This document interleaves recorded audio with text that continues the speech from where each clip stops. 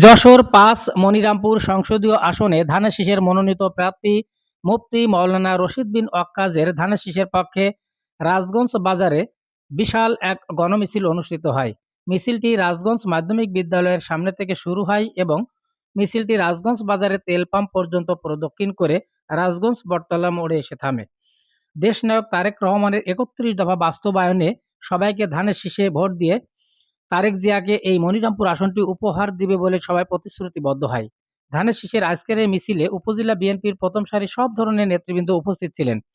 উপস্থিত ছিলেন ধানের শীষের মনোনীত প্রার্থী মৌলানা মুফতি রশিদ বিন ওয়াক্কাজ, উপজেলা বিএনপির সাধারণ সম্পাদক আসাদুজ্জামান মিন্টু, ১১ নম্বর চালুয়াটি ইউনিয়ন বিএনপির সভাপতি এবং উপজেলা বিএনপির কার্যনির্বাহী কমিটির সদস্য জনাব কামরুজ্জামান শাহীন, ৯০ এর তুখোড় ছাত্রনেতা জনাব ইফতেখার সেলিম অগ্নি, ১০ নম্বর মরসিমনগর ইউনিয়নের সাবেক চেয়ারম্যান এবং যশোর আইনজীবী সমিতির বারবার নির্বাচিত সাধারণ সম্পাদক অ্যাডভোকেট এম এ গফুর, পৌর বিএনপির সাংগঠনিক সম্পাদক জাহাঙ্গীর বিশ্বাস, উপজেলা স্বেচ্ছাসেবক দলের আহ্বায়ক বিল্লাল গাজী, উপজেলা স্বেচ্ছাসেবক দলের সদস্য সচিব এবং ৯ নম্বর ঝাপা ইউনিয়নের চেয়ারম্যান পদপ্রার্থী মাস্টার হুমায়ুন কবির, উপজেলা বিএনপির সহ সভাপতি জনাব মতলেব গাজী, ৯ নম্বর ঝাপা ইউনিয়ন বিএনপির সাংগঠনিক সম্পাদক এবং চেয়ারম্যান পদপ্রার্থী জনাব আহসান আবিব রিপন সহ উপজেলা বিএনপি অঙ্গ ও সহযোগী সংগঠনের নেতৃবৃন্দ।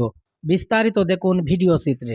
আগামী ১২ ফেব্রুয়ারি যে জাতীয় সংসদ নির্বাচন, এই নির্বাচনে বাংলাদেশ জাতীয়তাবাদী দল সারা দেশের ন্যায় মনিরামপুরে আমাদের আসনে একজন প্রার্থী দিয়েছেন।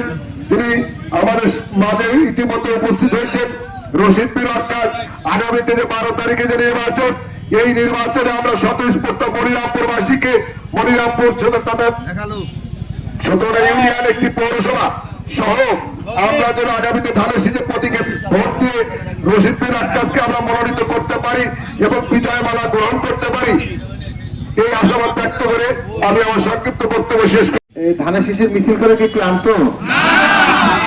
১৭ বছর আওয়ামী লীগ যে যন্ত্রণা দিচ্ছে, সেই যন্ত্রণার থেকে কি এটা কষ্টের?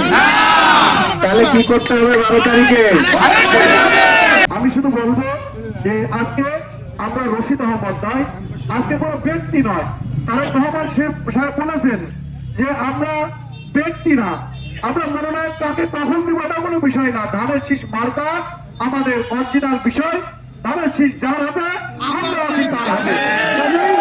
আমরা ধানের শীষ প্রতীকে সকলে ভোট দিব এবং যারা আশেপাশে আছে সকলকে আহ্বান করবো যে আসুন আজকের এই ধানের শীষ মার্কা শহীদ রাষ্ট্রপতি জিয়াউর রহমান এবং মরহুমা বেগম খালেদা জিয়া, বর্তমানে আমাদের তারেক রহমান সাহেব, সর্বোপরি আমাদের যশোর জেলা উন্নয়নের কারিগর, দক্ষিণবঙ্গের লৌহ মানব জনাব তরিকুল ইসলামের উত্তরসূরি আমাদের অনিন্দ ইসলাম অমিতের মার্কা ধানের শীষ মার্কা, আমরা সেই মার্কায় ভোট দিব ইনশাআল্লাহ। এই বলে আমি আমার বক্তব্য শেষ করছি।